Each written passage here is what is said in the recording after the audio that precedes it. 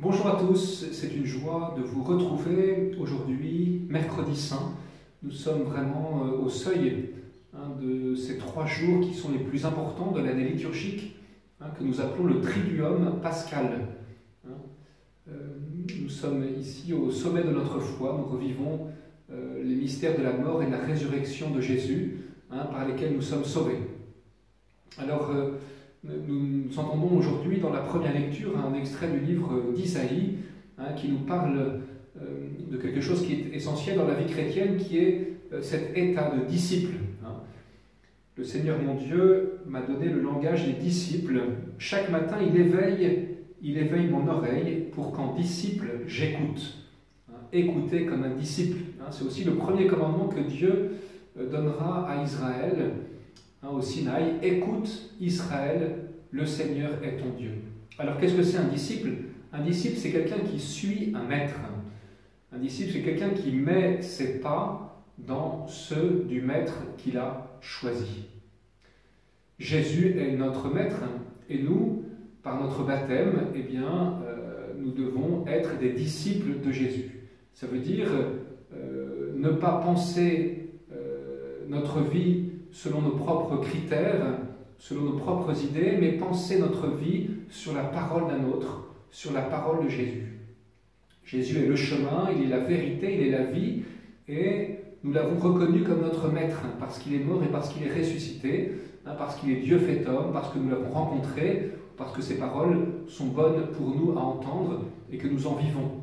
Nous avons choisi ce maître, et ce n'est pas tout de le choisir, il faut encore le suivre. Ça veut dire être son disciple.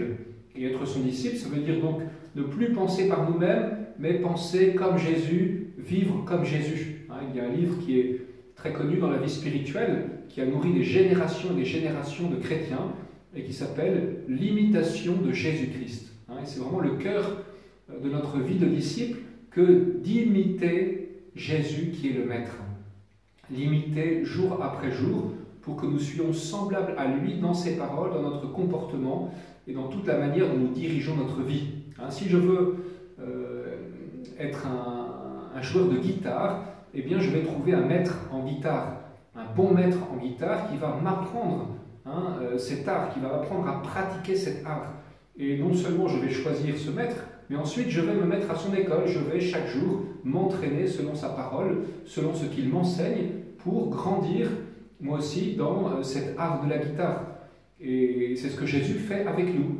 Non seulement nous l'avons choisi comme maître, mais il nous faut encore, jour après jour, nous laisser éveiller par sa parole, nous laisser instruire par sa parole, nous laisser ouvrir notre cœur par nos prises de conscience à sa parole, pour que nous ne vivions pas donc selon nos propres critères, mais selon les critères de Jésus, selon sa manière de vivre.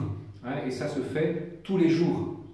Quelqu'un qui dirait « moi je crois en Jésus » et qui ensuite, dans sa vie, ne ferait rien pour manifester cette suite du Christ qu'il a choisi, ne se ferait illusion à lui-même. Nous aussi, jour après jour, il nous faut nous dire comment vivre pour suivre Jésus aujourd'hui, quelles décisions prendre, comment gérer mon temps selon ce que Jésus me demande, comment gérer mon argent selon ce que Jésus me demande, comment gérer mes relations familiales, professionnelles, amicales, sociales, selon ce que Jésus me demande. Et ce qui est extraordinaire, c'est que nous voyons que Dieu lui-même, en Jésus, s'est fait homme, il s'est fait disciple. Dieu lui-même, qui est Dieu, s'est fait disciple. Jésus a pris notre humanité, il a appris à devenir humain, il a appris à lire, lui qui commande au soleil de se lever chaque jour, il a appris à lire, il a appris à parler, il a appris tous les rudiments de notre vie humaine, il a appris à prier Dieu, son Père, lui qui est Dieu, il a appris en toutes choses une vie semblable à la nôtre. Pourquoi? Pour que nous puissions l'imiter, nous aussi, et devenir ses disciples. Et c'est capital, non pas pour devenir un bon guitariste, mais pour entrer dans la vie éternelle. Dieu nous rappelle que nous sommes ici en marche, et nous voyons dans ces événements douloureux que nous vivons aujourd'hui que notre condition humaine est fragile et qu'elle est faible et que notre vie peut s'arrêter demain. Et le cœur de notre vie, c'est notre espérance de la vie éternelle. Voilà ce que nous attendons, cette vie éternelle. Alors dans l'Évangile, nous voyons aussi ce drame de la trahison de Judas. Quel drame, ces paroles de Jésus à propos de Judas. Le Fils de l'homme s'en va, comme il est écrit à son sujet, mais malheureux celui par qui le Fils de l'homme est livré, il vaudrait mieux pour lui qu'il ne soit pas né, cet homme-là.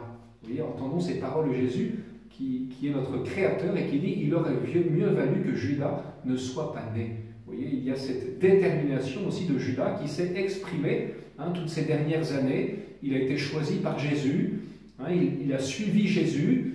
Avec les autres apôtres, il a vu tous les miracles que Jésus a fait, il a entendu ses paroles et son cœur a sûrement été touché, mais finalement, son cœur s'est détourné de cette parole. Finalement, son cœur s'est éloigné, il s'est fermé. Les évangiles nous disent qu'il volait dans la bourse, il volait l'argent, etc. Et nous voyons que son cœur, peu à peu, s'est éloigné de Dieu, jusqu'à commettre cet acte dramatique de livrer Jésus, et en plus d'aller se pendre après, comme signature de cet acte dramatique. Alors j'entends parfois que Judas a fait cela parce qu'il fallait que l'Écriture s'accomplisse. Alors il faut bien entendre cette question-là. Ce n'est pas parce qu'il faut que l'Écriture s'accomplisse que Dieu permet que certains individus, comme Judas, soient utilisés contre leur gré pour que l'Écriture s'accomplisse. Non. Pour que l'Écriture s'accomplisse, ça veut dire que Dieu, malgré la liberté qu'il nous est donnée, sait à l'avance comment nous allons utiliser cette liberté. Et cela n'enlève rien à notre liberté, mais notre liberté s'exerce dans un cadre que Dieu connaît, et il sait, même avant notre naissance, quel sera notre sort éternel. Donc ce n'est pas parce qu'il fallait que l'Écriture s'accomplisse que Dieu a utilisé Judas contre son gré pour accomplir ce dessein. Non. Et puis il nous faut voir aussi dans cet évangile cette détermination de Jésus qui lui va aller jusqu'au bout de l'offrande de sa vie, qui lui va répondre, lui qui est innocent, au mal par le bien. Il nous faut vraiment pendant ces jours être unis à Jésus. Il a vraiment souffert comme homme, il n'a pas fait semblant. Et nous voyons sur la croix quand il crie à son Père, « Mon Dieu, pourquoi m'as-tu abandonné ?» Jésus fait à ce point l'expérience du péché qu'il se sent séparé de son Père. Alors que c'est absolument impossible de séparer les personnes divines entre elles.